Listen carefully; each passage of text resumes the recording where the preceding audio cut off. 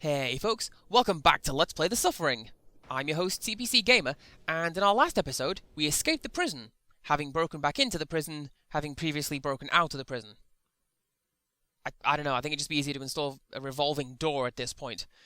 Either way, we're out of prison, we got shot a lot for our troubles, and I kind of praise the fact that we're an absolute tank at this point, you know? Anyways, level 18, it's not one of my favourites. And it's not because it's particularly hard or bothersome or frustrating or whatever. There's nothing to it, you know? But it's nice that they're developing the scenery and giving you more areas than, like, the prison, a building, and the prison again. Also, a point to note throughout this level, whenever you hear somebody shout at you like that, it's probably a good idea to back off, because, well, somebody is about to throw a stick of TNT at you, and you might want to get out the way of that. Step to your grave, oh, here we go. Yeah, don't do that. At this point, I really don't know whether I'm trying to be a good example or a horrible warning for playing this game, you know?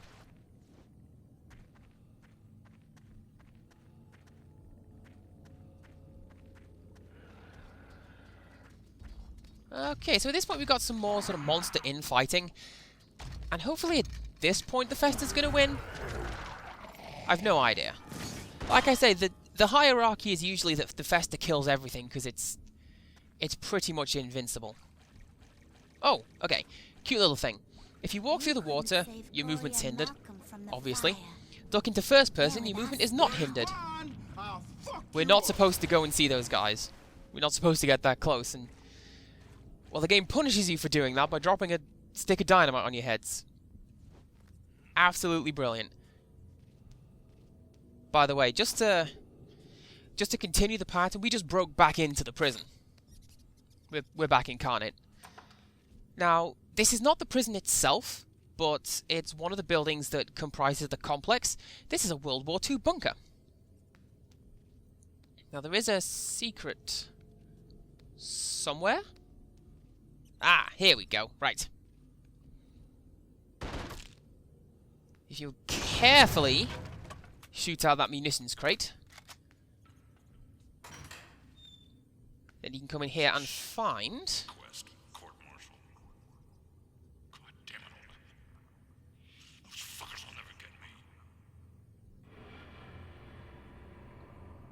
you find the Colonel. He's the guy who shot the German COs on suspicion of treason. As you may have seen from Ron Struman's notes, he kind of shot himself in the head. Now there's a message on the red telephone. I'm sure that's some kind of reference. Can he come out to play? What? Oh, that's terrible. We're so sorry to hear that. Can he play anyway?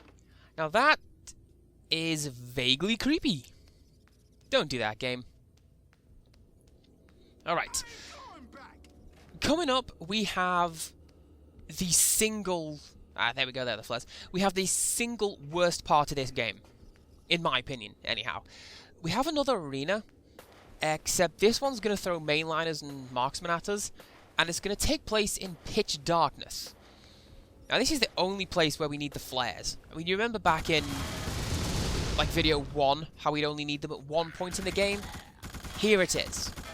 So, step 1 is to arm the flares, throw them around. Step 2, shoot out the crate just to the left there.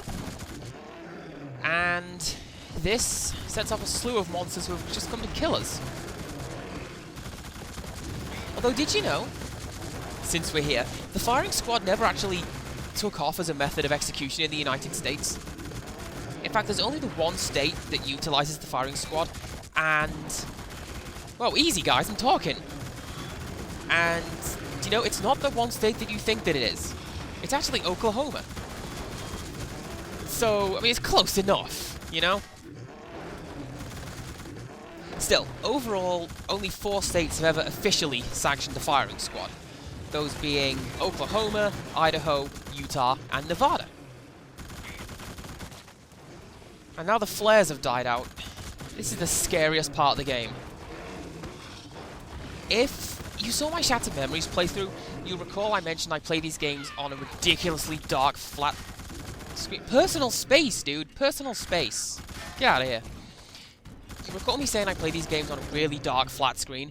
It makes this bit ridiculously hard. But, thankfully the turret has unlimited ammo, so we can fire at will. Could have sworn there were meant to be some drugs back there, but apparently there isn't. And now we can progress through the nice little hole that we made to a part of the game that is very likely to screw you over. Hey, you! You gotta get me out of here. Fucker tried to kill you. He was confused. Leave him to rot. You gotta help him. He'll die in here. Shit! I think I hear something coming. Now, in order to get this guy out, we have to find a crate. If I can... Ah, there it is. We have to find a crate, pull it back a little, and then put it back to the stalagmites so that it explodes. Trying to remember the difference between stalagmites and stalactites. The difference being, tights hang down. Now, we have to push it right next to the stalagmites and shoot it out.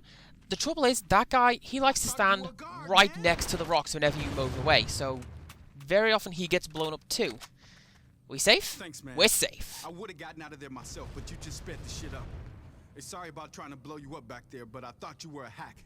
Look, I've been in Abbott too long, damn it. Look, I ain't going back. You feel me? Come on. We gotta get to the lighthouse. Now This way. this is actually a really good thing to have done, because this guy, he knows the quickest route through the level, and I don't know how well it's going to show up on the screen, but he's... Whoa! Easy. But now this guy's wielding a stick of TNT, which leaves a nice little smoke trail for you to follow. So even if he runs off without you, you can quickly find him and Clock's ticking. see where he's up to. Look, the lighthouse has a basement. It's like a bunker. Look, we can hold up there and wait until the dope wears off and these hacks are out of ammo. Look, it's tight up in these caverns, but I know all the shortcuts. He certainly does. And don't expect the game to explain how, because, you know. Also, don't expect an explanation for, like, he's holding a stick of TNT, clearly lit, doesn't explode. Got himself some real bread? Man, they liable to lock you up. Just look at me. Cops fucking me my whole life. I mean, clearly the fact that he's holding a stick of unexplodable TNT is the one thing in this game that does not make sense.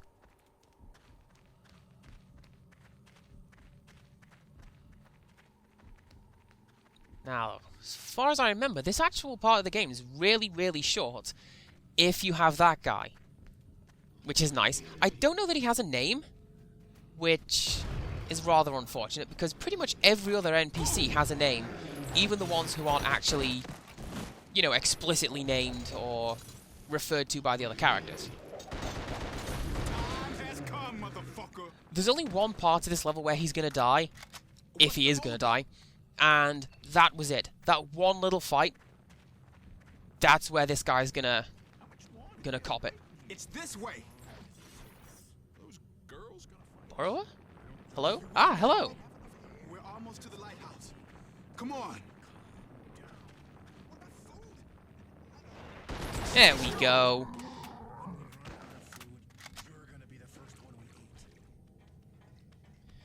Guy really took his time turning up there, didn't he? Okay.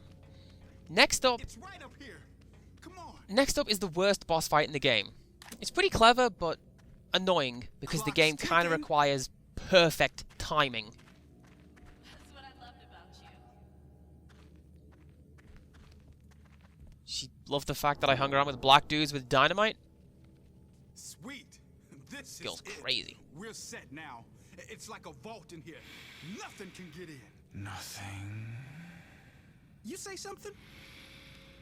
Yes. What was that? I think the dope's coming back. Breathe deep. That smell! What in the fuck's going on? That always feels good. He needed to go. He wasn't interesting enough. Not like you. understand how it feels. They needed someone professional to pull the switch. A lot of eager sadists applied, but I was the only one who took the work seriously. So seriously, I wanted to taste the gas myself. That's what Haight does. It brings out the killer inside. It's the perfect place for you and me. Okay, the first thing you're going to want to do in this boss fight is to drop a save game as soon as that thing stops doing its thing.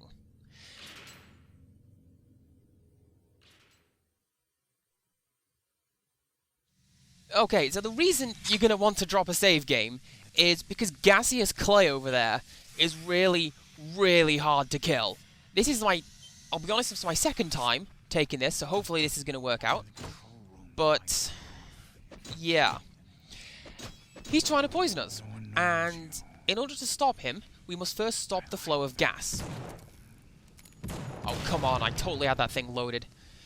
So in order to stop the gas, we have a couple of valves around the room. You've seen we've cut off one crate that's dropped a second, one last valve, and as far as I know, there's only one more. Yes, there is. Now, unfortunately, we have to pull this one, because the body of our friend's on that other one. Do you know what? I've just done this fight, and I'm still here, trying to work out what's going on.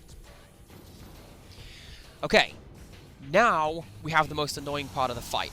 We need to wait for that guy to pop up on one specific vent, which he rarely does, and when he does that, we need to hit the valve so it pushes him into the furnace, which it never does. Now, on occasion that both of these things happen in succession, we can close the door and win the fight in a shot. And this is actually a leftover from the development process. They wanted to rely on non-violent combat during the boss fights, contrasting the massively violent nature of the rest of the game. Richard Rouse, the designer, he's gone on record as saying that the non-violent parts... Holy cow, I did it in one go! Brilliant! He says that designing the boss fights was really difficult because the non-violent mechanics were limited and nowhere near as much fun as the violent ones. And I'm convinced that Hermes is a relic of the puzzle-based boss fight systems. Makes sense. I mean, he's made of gas and you can't shoot that. Anyways, as we climb this ladder, I think it's time to do the sign-off. We'll come to this next level in the next video. So join us next time for... Is it the next level? No, it's not. Whatever. Join us next time for more of this. And until next time, goodbye.